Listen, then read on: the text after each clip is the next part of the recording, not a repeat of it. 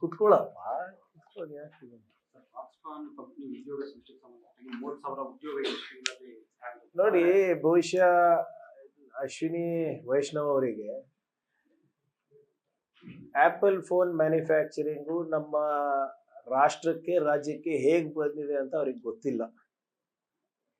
2016-17 ಇಸ್ವಿನಲ್ಲಿ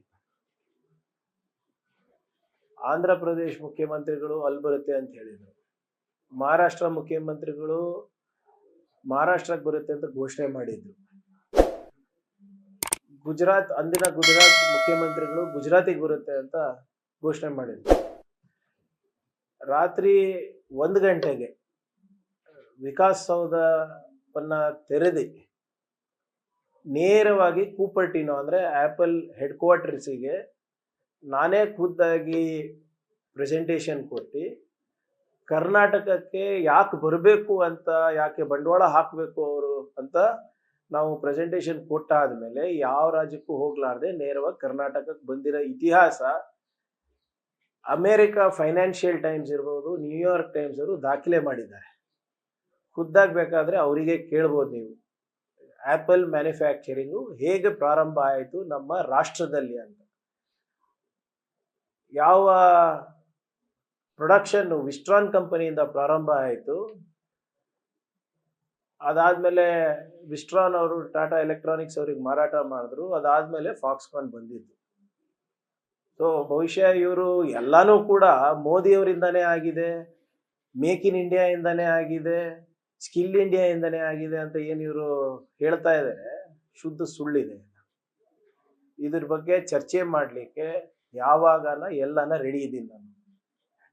apple manufacturing ಬಂದಿದ್ದು ಸಿದ್ದರಾಮಯ್ಯನವರ ಹಿಂದಿನ ಸರ್ಕಾರದಲ್ಲಿ, ನಾನು IT-BT ಸಚಿವನಿದ್ದಾಗ. ಬೇಕಾದ್ರೆ ಅಮೇರಿಕಾನಲ್ಲಿ ಬಂದಂತ ಲೇಖನಗಳನ್ನ ಇವ್ರು ಓದ್ಬಿಡ್ಲಿ, ನಾನು ಆಗ್ಲೇ ಅದನ್ನ ಕೂಡ ಅಶ್ವಿನಿ ವೈಷ್ಣವ್ ಅವರಿಗೆ ಕಳಿಸ್ಕೊಟ್ಟಿದ್ದೀನಿ. ಹೋಪ್ಫುಲಿ ಅದನ್ನ ಅವರು ಓದ್ತಾರಂತ ಭಾವಿಸ್ತಾ ಇದ್ದಾರೆ. ವಿಜೇಂದ್ರ ಈಗ ಚುನಾವಣೆ ಯಾವಾಗ ನಡೆದ್ರು ಕೂಡ ಬಿಜೆಪಿ ಸ್ವಂತ ಅಧಿಕಾರಕ್ಕೆ ಬರುತ್ತೆ, ಮತ್ತೆ ಆಯ್ತು ಬರ್ತಾರೆ ಅಂತ ಹೇಳ್ತಾ ಇದಾರಲ್ಲ, ಯಾರ ನಾಯಕತ್ವದಲ್ಲಿ ನಡೆಸ್ತಾರಂತೆ? ಬಿಜೆಪಿಯವರು ಯಾರ ನಾಯಕತ್ವದಲ್ಲಿ ಹೋಗ್ತಾರೆ? ಒಂದು ಅಡ್ಜರ್ನ್ಮೆಂಟ್ ಮೋಷನ್ ಅಸೆಂಬ್ಲಿನಲ್ಲಿ ಅರ್ಧ ದಿನ ಹೋಲ್ಡ್ ಮಾಡಕ್ಕಾಗಲ್ಲ ಬಿಜೆಪಿಯವರು, ಅವ್ರು ಚುನಾವಣೆಗೆ ರೆಡಿ ಆಗ್ತಾರ. ನಾನು ಹೇಳಿದ್ನಲ್ಲ ಅವತ್ತು, ನಡೆಸ್ಲಿ ಚುನಾವಣೆ ಅಂತ. ಕರ್ನಾಟಕದಲ್ಲಿ ಚುನಾವಣೆ ಹೇಗ್ ನಡೆದಿದೆ ಅಂತ ಅವ್ರಿಗೆ ಅರಿವಿದ್ಯಾ? ಆಳಂದ್ನಲ್ಲಿ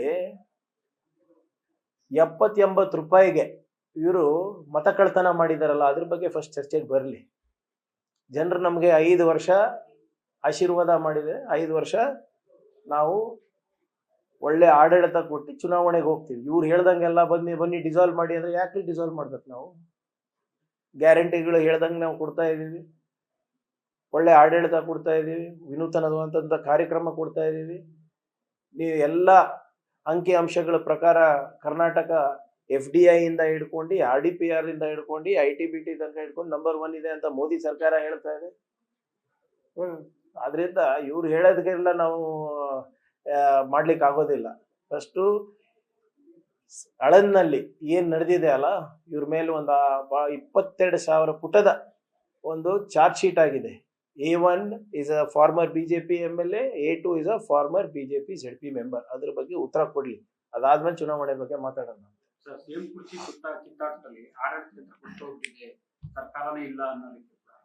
ಅವ್ರು ಮಾಡ್ತಾರ್ರಿ. ಅವ್ರು 2 ವಾರ ಇತ್ತಲ್ರಿ ಬೆಳಗಾವಿ ಅಧಿವೇಶನದಲ್ಲಿ 2 ವಾರ ಅವರಿಗೆ ಕಾಲಾವಕಾಶ ಇತ್ತು ನಮ್ಮ ಸರ್ಕಾರವನ್ನ ಎಕ್ಸ್ಪೋಸ್ ಮಾಡಕ್ಕೆ. ಏನ್ ಮಾಡಿದ್ರ? ನಾನು ಹೇಳ್ದಂಗೆ ಒಂದು ಅಡ್ಜರ್ನ್ಮೆಂಟ್ ಮೋಷನ್ ಅರ್ಧ ದಿನ ಅವರಿಗೆ ಇಟ್ಕೊಳಕ್ಕಾಗಿಲ್ಲ ಅಂತ ದುರ್ಬಲವಾದಂತ ವಿಪಕ್ಷ ನಾಯಕರಿದ್ದಾರೆ ನಮ್ಮಲ್ಲಿ. ಇವ್ರ ಹತ್ರ ಕಲಿಯೋದು ಏನೇ ಇಲ್ಲ. 5 ಮುಖ್ಯಮಂತ್ರಿ ಕೊಟ್ಟಂತ ಇವರು ಬಿಜೆಪಿ ಅವರು, ಇವ್ರ ಹತ್ರ ಸ್ಥಿರತೆ ಬಗ್ಗೆ ನಾವು ಎಕ್ಸ್ಪೆಕ್ಟ್ ಮಾಡ್ಬೋದಾ? ಸುಮ್ಮನೆ ಪ್ರವಚನ ಕೊಡೋದು ನಿಲ್ಲಿಸಿ, ನಿಮ್ ಕೆಲಸ ಏನಿದೆ ಅವ್ರು ಮಾಡ್ಲಿ. ಕೇಂದ್ರ ಸರ್ಕಾರ ಪ್ರಧಾನಿ ಮೋದಿ ಅಮಿತ್ ಶಾ ಅವ್ರನ್ನ ಅಲಂಕಾರದಲ್ಲಿ ಮಾತಾಡ್ತಾರೆ, ಅಭಿವೃದ್ಧಿ ಕಡೆಗೆ ಅವರು ಯೋಚನೆ ಮಾಡ್ತಿಲ್ಲ ಅಂತ ಗಂಭೀರ ಆಗುತ್ತೆ. ನೋಡಿ, ಕೇಂದ್ರ ಸರ್ಕಾರ ಏನಕ್ಕೆ ಇರೋದು? ಬರೀ ಕನ್ನಡಿಗರ ಶ್ರಮ ತಗೊಳಕ, ನಮ್ ಬೆವರಿಗೆ ತಗೊಳಕ, ನಮ್ ತೆರಿಗೆ ತಗೊಳಕ? ಕೇಂದ್ರ ಸರ್ಕಾರ ಬೇರೆದೇನೂ ಇಲ್ವಾ? ಅವ್ರ ಕೊಡುಗೆನೇ ಇರಬಾರ್ದಾ ಇಲ್ಲಿ ನಮ್ಮ ರಾಜ್ಯಕ್ಕೆ? ನಾವು GST ನಲ್ಲಿ ನಂಬರ್ 2 ಇದೀವಿ, IT ನಲ್ಲಿ ನಂಬರ್ 1 ಇದೀವಿ, IT ಎಕ್ಸ್ಪೋರ್ಟ್ಸ್ ನಲ್ಲಿ ನಂಬರ್ ಇದೀವಿ. ಈ ವರ್ಷ 5.5 ಲಕ್ಷ ಕೋಟಿ ರೂಪಾಯಿ IT ಎಕ್ಸ್ಪೋರ್ಟ್ಸ್ ಅಲ್ಲಿ ಕಳಿಸ್ತಾ ಇದೀವಿ ಸರ್. ನಾವು ₹1 ಬರ್ತಾ ಇದೆಯಾ ನಮ್ಗೆ? ನಾವು ₹100 ಕೊಟ್ರೆ ನಮ್ಗೆ ಬರ್ತಾ ಇರೋದು 13 ಪೈಸಾ. UPಗೆ ಹೋಗ್ತಾ ಇದೆ ಅಲ್ಲ, ಅದ್ರ ಬಗ್ಗೆ ದನಿ ಎತ್ತಾರ? ಅಲ್ಲಿ ₹100 ಕೊಟ್ರೆ ₹232, ₹287 ನಿಮ್ ಮಧ್ಯಪ್ರದೇಶಿಗೆ ಹೋಗ್ತಾ ಇದೆ. ಅದ್ರ ಬಗ್ಗೆ ಇವ್ರು ಯಾಕೆ ಮಾತಾಡೋದಿಲ್ಲ? ಆದ್ರೆ ಕನ್ನಡಿಗರ ಬೆವರು ಬೇಕು, ಅವರ ಶ್ರಮ ಬೇಕು, ಅವರ ದುಡಿಮೆ ಬೇಕು. ಆದ್ರೆ ಅವರು ಕರ್ನಾಟಕಕ್ಕೆ ಏನು ಕೊಡಬಾರ್ದು. How is that possible? Sir, Gurulakshmi ಹಣ 2 ತಿಂಗಳು ಎಲ್ಲೋಯ್ತು ಅಂತ ಪ್ರಶ್ನೆ ಮಾಡಿದ್ರು. ನೋಡಿ, it is A DBT scheme. ಬಹಳ ಬಾಲಿಶ ಹೇಳಿಕೆಗಳನ್ನ ವಿರೋಧ ಪಕ್ಷದ ನಾಯಕರು ಕೊಡ್ತಾ ಇರೋದು ನಾನು ನೋಡ್ತಾ ಇದ್ದೀನಿ. 5,000 ಕೋಟಿ ಯಾವುದೋ ನೀವು ಎಲೆಕ್ಷನ್ಗೆ ಮಾಡ್ಬಿಟ್ಟಿದ್ರ, ಗೋಲ್ಮಾಲ್ ಆಗಿದೆ. DBT ಸ್ಕೀಮ್ ಸ್ವಾಮಿ ಇದು. ನೇರವಾಗಿ ನಿಮ್ ಬ್ಯಾಂಕ್ ಅಕೌಂಟಿಗೆ ಹೋಗುತ್ತೆ. ಅದು ಬಂದಿಲ್ಲ ಅಂದ್ರೆ ಕೊಡ್ತೀನಿ ಅಂತ ನಿಮ್ಮ ಮುಖ್ಯಮಂತ್ರಿಗಳು ಸ್ಟೇಟ್ಮೆಂಟ್ ಕೊಟ್ಟಿದ್ದಾರೆ. What is their problem? ಇವ್ರ ಗ್ಯಾರಂಟಿ ಸರಿ ಇಲ್ಲ ಅಂದ್ರಲ್ಲ, ಇವ್ರಿಗೇನಕ್ಕೆ ಅಷ್ಟು ಕಾಳಜಿ? ಯಾರಾದ್ರೂ ಬೇರೆ ಯಾರನ್ನ ಪ್ರತಿಭಟನೆ ಮಾಡ್ತಾ ಇದಾರ? ಯಾರು ಮಾಡ್ತಾ ಇಲ್ಲ. ಒಂದು ಭರವಸೆಯನ್ನ ಲಕ್ಷ್ಮೀ ಹೆಬ್ಬಾಳ್ಕರ್ ಅವ್ರು ಕೊಟ್ಟಿದ್ದಾರೆ, ಮುಖ್ಯಮಂತ್ರಿಗಳು ಕೊಟ್ಟಿದ್ದಾರೆ. ಸಮಯ ಬಂದಾಗ ಆಗುತ್ತೆ ಅದು. ಬಟ್ DBT ಸ್ಕೀಮ್ ಇರೋದಿದು. ಯಾವ್ದಾದ್ರು ಅನ್ಅಕೌಂಟೆಡ್ ಅಥವಾ ಫರ್ಜಿ ಬ್ಯಾಂಕ್ ಅಕೌಂಟ್ಸಿಗೆ ಹೋಗಿದ್ಯಾ? ಸರ್, ದ್ವೇಷ ಭಾಷಣದ್ದು ಕೂಡ ತುಂಬಾ ಇದು ಉದ್ದೇಶಪೂರ್ವಕ ಸ್ವಾತಂತ್ರ್ಯವನ್ನು ಹರಣ ಮಾಡುವ. ಯಾರು ಮಾಡ್ತಾರೆ ದ್ವೇಷ ಭಾಷಣಕ್ಕೆ? BJPಗೆ ಏನ್ ಸಂಬಂಧ? ಅವ್ರು ಮಾಡ್ತಾ ಇದ್ದಾರಾ? ಇದು ಯಾರಿಗೆ ಅನ್ವಯಿಸ್ತದೆ? ಯಾರು ದ್ವೇಷ ಭಾಷಣ ಮಾಡ್ತಾರೆ, ಅವ್ರು ಮಾಡ್ತಾ ಇದ್ರೆ ಅವ್ರಿಗೆ ಶಿಕ್ಷೆ ಆಗುತ್ತೆ. ಮಾಡ್ತಾ ಇಲ್ಲ ಅಂದ್ರೆ ಅವ್ರು ಯಾಕೆ ಹೆದರ್ಬೇಕು? RSS ಅವ್ರು ದ್ವೇಷ ಭಾಷಣ ಮಾಡ್ತಾ ಇದಾರಾ? ನನ್ಗೆ ಗೊತ್ತಿಲ್ಲ. RSS ಅವರು ದ್ವೇಷ ಭಾಷಣ ಮಾಡ್ತಾ ಇದ್ರೆ, ಪ್ರಿಯಾಂಕ್ ಖರ್ಗೆ ದ್ವೇಷ ಭಾಷಣ ಮಾಡ್ತಾ ಇದ್ರೆ, ಅಥವಾ BJP ಯಾವುದೇ ನಾಯಕ ದ್ವೇಷ ಭಾಷಣ ಮಾಡಿದ್ರೆ ಅವ್ರಿಗೆ ಅನ್ವಯಿಸ್ತದೆ ಅಷ್ಟೇ. ಯಾರು ಮಾಡ್ತಾ ಇದ್ರೆ ಅವ್ರಿಗೆ ಮಾಡಬೇಡಿ ಅಂತ ಹೇಳಿ ಅಷ್ಟೇ. ಅಷ್ಟೇ, ಸಿಂಪಲ್ ಅಲ್ವಾ? ಇದ್ರಲ್ಲಿ ಕಾಂಪ್ಲಿಕೇಶನ್ ಏನಿದೆ? ನೀವು ಮಾಡಿದ್ರೆ ಅನ್ವಯಿಸ್ತದೆ ಕಾನೂನು, ಮಾಡಿಲ್ಲ ಅಂದ್ರೆ ಅನ್ವಯಿಸೋದಿಲ್ಲ. ಆ ಸಂಸ್ಥೆ ಮಾಡ್ತಾ ಇದೆನಾ ಸರ್ ಅದು? ನನಗೆ ಗೊತ್ತಿಲ್ಲ, ನೀವು ಹೇಳ್ಬೇಕು ನನಗೆ. ಆ ಸಂಸ್ಥೆ ದ್ವೇಷ ಭಾಷಣ ಮಾಡ್ತಾ ಇದೆಯಾ? ಕೋಮದ ವಿಷ ಬೀಜ ಬಿತ್ತಾ ಇದೆಯಾ? ಸಮಾಜದಲ್ಲಿ ಸುವ್ಯವಸ್ಥೆ, ಕಾನೂನು ಸುವ್ಯವಸ್ಥೆಗೆ ಅಡ್ಡಿಪಡಿಸ್ತಾ ಇದಾರಾ? ಇಲ್ಲ ಅಂದ್ರೆ ಅವ್ರು ಯಾಕೆ, ಯಾವುದೇ ಸಂಘಟನೆಗಳು ಯಾಕೆ ಹೆದರ್ಬೇಕು? ಇವು ಯಾವುದು ಕಾನೂನು ತದ್ವಿರುದ್ಧವಾಗಿ ಮಾಡ್ತಾ ಇಲ್ಲ ಅಂದ್ರೆ ನಿಮ್ಗೆ ಅಂಜದೇನ ಅವಶ್ಯಕತೆನೇ ಇಲ್ಲ ಅಲ್ಲ. DK ಶಿವಕುಮಾರ್ ಅವರು, ನಾನು ಪೋಸ್ಟರ್ ಅಂಟಿಸಿದ್ದೀನಿ, ಕಸ ಗುಡಿಸಿದ್ದೀನಿ, ಪ್ರಚಾರ ಮಾಡಿದ್ದೀನಿ, ಅಧ್ಯಕ್ಷನಾಗಿ ಮಾಡಿದ್ದೀನಿ, ಕಾರ್ಯಕರ್ತನಾಗಿ ಕೆಲಸ ಮಾಡಿದ್ದೀನಿ. ಸೊ ಈ ತರದ್ದು ನಿನ್ನೆ ಒಂದು ಸ್ಟೇಟ್ಮೆಂಟ್. ನಾನು ಕೇವಲ ಬಂದು ಭಾಷಣ ಮಾಡ್ಕೊಂಡು ಹೋಗಂತ ಕೆಲಸ ಮಾಡಿಲ್ಲ. ನೋಡಿ, ಅವರು ಪಕ್ಷದ ಹಿರಿಯ ನಾಯಕರಿದ್ದಾರೆ. ಅವರು ನಡೆದು ಬಂದಂತ ಹಾಗೆ ಎಲ್ಲರಿಗೂ ಗೊತ್ತಿದೆ. ಗ್ರಾಮ ಪಂಚಾಯತಿಂದ ಇರ್ಬೋದು, ZP ಮೆಂಬರ್ ಇಂದ ಇರ್ಬೋದು, ಮತ್ತೆ ಜನರಲ್ ಸೆಕ್ರೆಟರಿ ನಮ್ಮ ಅಧ್ಯಕ್ಷರಾಗಿದ್ದಾರೆ. ಸಹಜವಾಗಿ ಎಲ್ಲರೂ ಮಾಡಿರ್ತಾರೆ. ಇವತ್ತು ಲಕ್ಷಾಂತರ ಜನ ನಮ್ಮ ಕಾರ್ಯಕರ್ತರು ಕೆಲಸ ಮಾಡೋದ್ರಿಂದ ತಾನೇ ನಾವು ಅಧಿಕಾರಕ್ಕೆ ಬಂದಿರೋದು. ಯಾರಿಗೂ ಕಡೆಗಣಿಸೋದು ಸರಿಯಲ್ಲ ಅಷ್ಟೇ. ಅಂದ್ರೆ ಈಗ ಯಾರು ಎಷ್ಟು ಕೆಲಸ ಮಾಡಿದ್ದಾರೆ, ಏನು ಮಾಡಿದರೆ ಅದ್ರ ದುಡಿಮೆ ತಕ್ಕಂಗೆ ಎಲ್ಲರಿಗೂ ಪ್ರತಿಫಲ ಸಿಗ್ತಾ ಇದೆ ಅಲ್ಲ. ಕೆಲವರಿಗೆ ಲೇಟ್ ಆಗಿ ಸಿಗ್ಬೋದು, ಕೆಲವರಿಗೆ ಬೇಗ ಸಿಗ್ಬೋದು ಅಷ್ಟೇ. ಇನ್ನೊಂದು, DK ಶಿವಕುಮಾರ್ ಅವರಿಗೆ ರಾಹುಲ್ ಗಾಂಧಿ ಅವರು ಭೇಟಿಗೆ ಅವಕಾಶ ಸಿಗಲಿಲ್ಲ ಅನ್ನುವಂಥದ್ದು. ರಾಹುಲ್ ಗಾಂಧಿ ಅವ್ರು ಇರ್ಲೇ ಇಲ್ಲ ಅಲ್ಲ ಇವ್ರೆ. ಇವರು ಅಪಾಯಿಂಟ್ಮೆಂಟು ಕೇಳಿರ್ಲಿಲ್ಲ. ಅದು ಏನಾಗ್ಬಿಟ್ಟಿದೆ, ಡೆಲ್ಲಿಗೆ ಬರೇ ರಾಹುಲ್ ಗಾಂಧಿ ಅವ್ರಿಗೆ ಭೇಟಿಗೆ ಹೋಗ್ತಾರಾ? ಅವ್ರು ಭೇಟಿ ಆಗಿದ್ದು CR ಪಾಟೀಲ್ ಸಾಹೇಬ್ರಿಗೆ, ಮತ್ತೆ ಅರ್ಬನ್ ಡೆವಲಪ್ಮೆಂಟ್ ಮಿನಿಸ್ಟರಿಗೆ ಭೇಟಿ ಆದ್ರು. ನನ್ನ ಜೊತೆನೆ ಉದ್ಯೋಗ ಖಾತ್ರಿ ಯೋಜನೆಯಲ್ಲಿರುವಂತ ಯಾರು ಸ್ಟೇಕ್ ಹೋಲ್ಡರ್ಸ್ ಇದ್ದಾರೆ, ಪಾಲ್ಗಾರರು ಇದ್ದಾರೆ, ಅವ್ರ ಜೊತೆ ಭೇಟಿ ಮಾಡಿದ್ರು. ರಾಹುಲ್ ಗಾಂಧಿ ಅವ್ರ ಹತ್ರ ಅಪಾಯಿಂಟ್ಮೆಂಟೇ ಕೇಳಿಲ್ಲ ಅಲ್ಲ. ಸುಮ್ಮನೆ ಮೀಡಿಯಾದಲ್ಲಿ ಬರೋದು ರಾಹುಲ್ ಗಾಂಧಿನ ಏನೋ ನಿರಾಕರಿಸಿದ್ರು ಅದು ಇದು ಅಂತ. ಅವ್ರು ಕೇಳೂ ಇಲ್ಲ, ಅವ್ರು ಇರ್ಲಿಲ್ಲ ಊರಿನಲ್ಲಿ. ಈಗ ನಾನು ಡೆಲ್ಲಿಗೆ ಹೋಗ್ಬೇಕ್ರಿ. ಯಾಕೆ ಹೋಗ್ತಾ ಇದ್ದೀನಿ? ಒಂದು ಫೆಡರಲ್ ಸ್ಟ್ರಕ್ಚರ್ ನಲ್ಲಿ ಕೇಂದ್ರ ಸರ್ಕಾರದಿಂದ ನನಗೆ ಅನುದಾನ ಬರ್ಬೇಕಾಗಿದೆ.